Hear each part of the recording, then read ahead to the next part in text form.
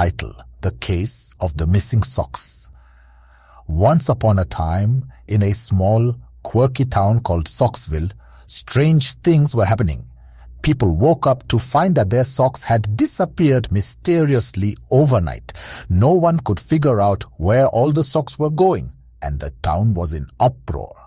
The town's detective, a clever but slightly eccentric man named Detective Murphy, decided to take on the case. He put on his favorite mismatched socks, which he believed brought him good luck, and set out to unravel the sock-stealing mystery. He began his investigation by questioning the residents of Socksville. Each person had a different story to tell. Mrs. Thompson claimed that her cat was stealing her socks and hiding them under the furniture. Mr. Jenkins insisted that it was the work of mischievous sock goblins that only came out at night. Detective Murphy was not one to believe in magical creatures, so he decided to follow the trail of missing socks. He discovered a pattern.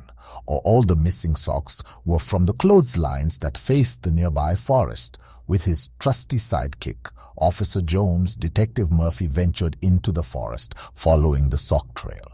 As they went deeper into the woods, the socks became larger and larger, as if they were being stretched by some unseen force. Finally, they stumbled upon the culprit, a giant washing machine.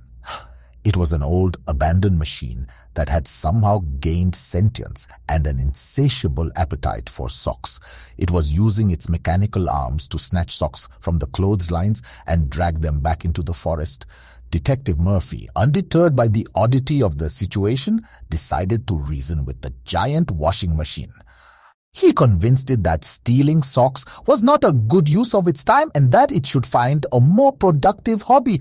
To everyone's surprise, the giant washing machine agreed. It promised never to steal socks again and apologized for the inconvenience it had caused. From that day on, the giant washing machine became the town's designated water sprinkler during dry spells, and the residents of Socksville never had to worry about missing socks again.